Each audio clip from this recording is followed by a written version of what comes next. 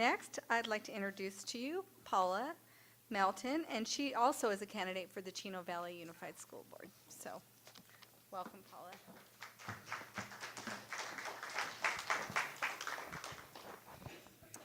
Good evening. I'm not as eloquent as the men are. They're very charismatic, very outgoing, and I'm okay with that. I'm okay with who I am and my uniqueness.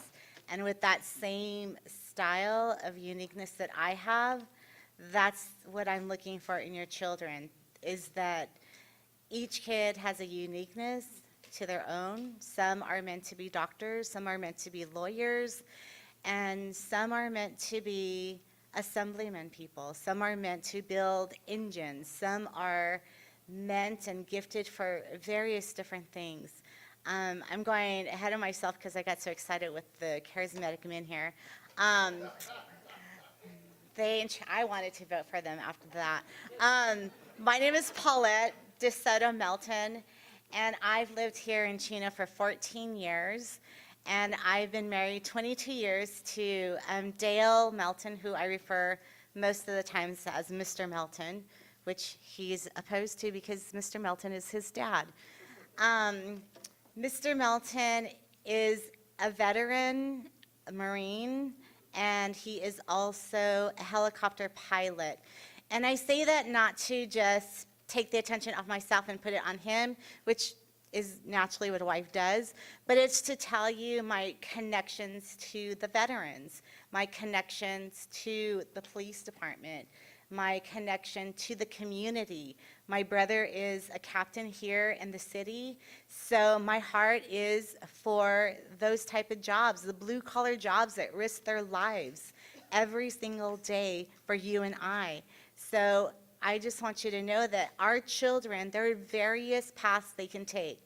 They can take the college education route, they could take the trade show route, they can take the military, which can pay for their college education, or teach them, like my nephew is learning nuclear physics right now for the Navy. My other niece is learning linguist up in Monterey, and the other one is a corpsman who has learned nursing skills.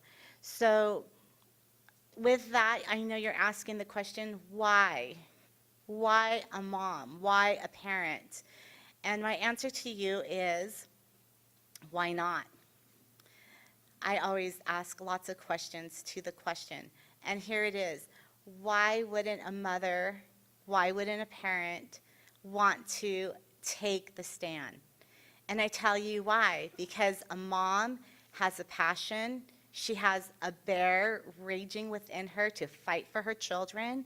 A mom will see that there is a weakness to her own child's uniqueness, and she will go and get the help that she needs from the district, from IEP, from RSP, whatever needs to be done, Sylvan Learning, extended education. And I have that same passion, not just for my own kids, but for your kids as well. I have a left brain and a right brain child, and that's how I know there is a unique style that Common Core has not worked for one of my children. We cannot keep placing squares in circles, hexagons in triangles. I am a firm believer in the triangle because we need to have a relationship between the mother, the father, the teacher, and the child. If any one of those angles are broken, we have a problem. And so we need to look for these problems and not look at them as problems, but I always look at life as, where is the solution? What can we improve upon? And I tell you today that having children has stirred up that passion within me, because within my own family, within my own nucleus, I have had to step up to the podium and speak to people who I never dreamed that I would have to speak to. I'd have to speak to transportation, to Joseph Wayne, to the principals, to different teachers, to all these people that will help come aside me and my family and direct my children and where they need to go with their education. I don't believe in all the extra fluff that needs to come, the all the stuff that is coming towards our children, which I'm not going to, you guys all come to common ground. You're aware of what happens and what is happening and what's being directed from the top to the bottom. But what I do know is that when we take a stand and we stand up and vote for the right people, because from what I understand, our district is a living type of document. It's constantly moving. And what we may vote for today in the board meeting, a new whole group of board members will come and dissolve what was voted on a few years ago. So with that, it is a very important thing that you really decide, really think about who you want to put in these positions.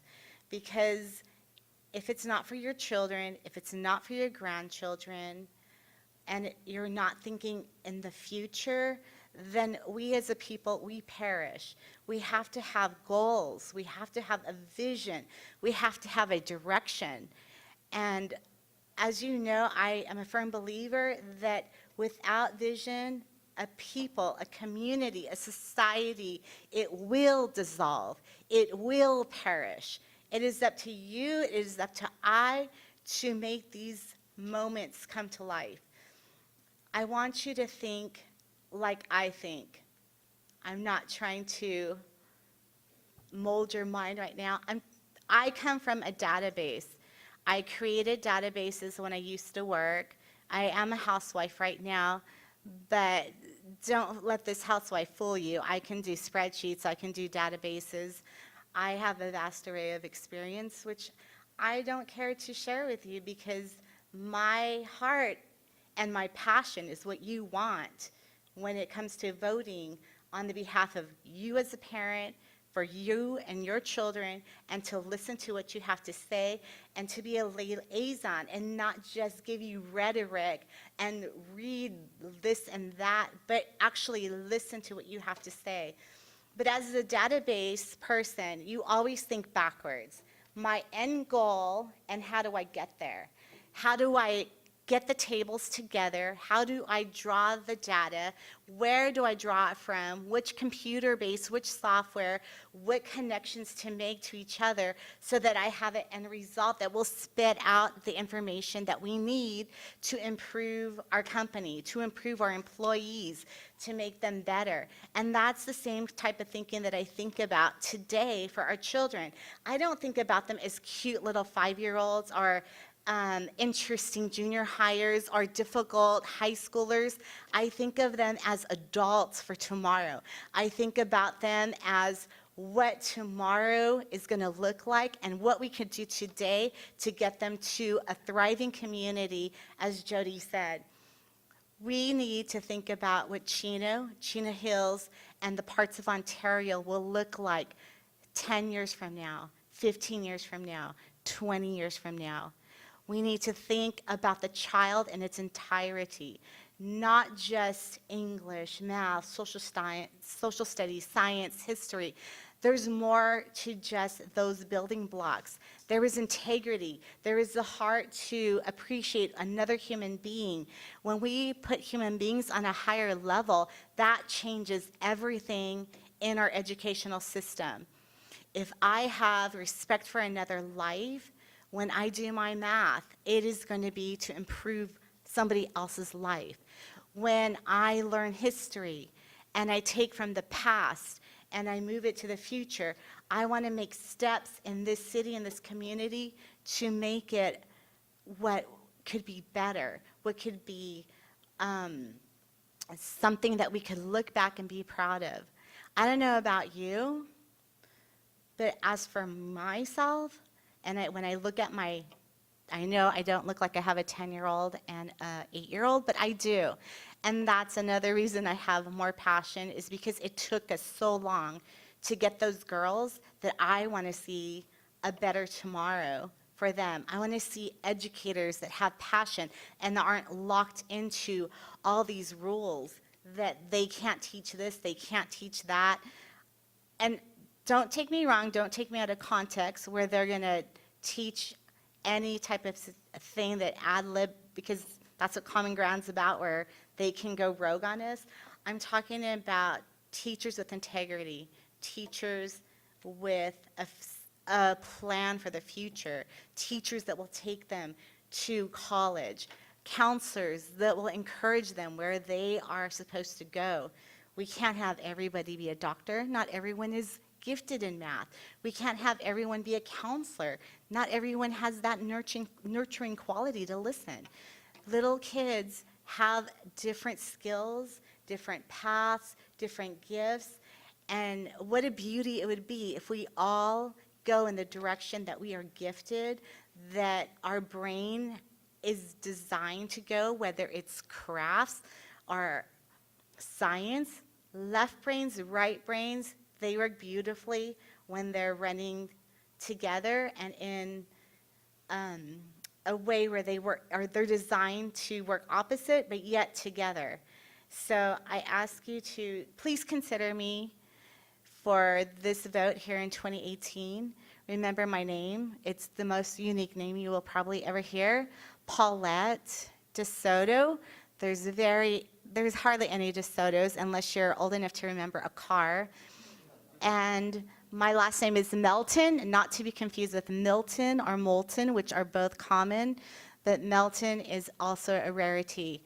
So when you think about your children and you think about my children, I ask you once again to remember Paulette DeSoto Melton, and I also encourage you to remember Jody Moore, because together we have your children in our hearts, and their future is on our foresight.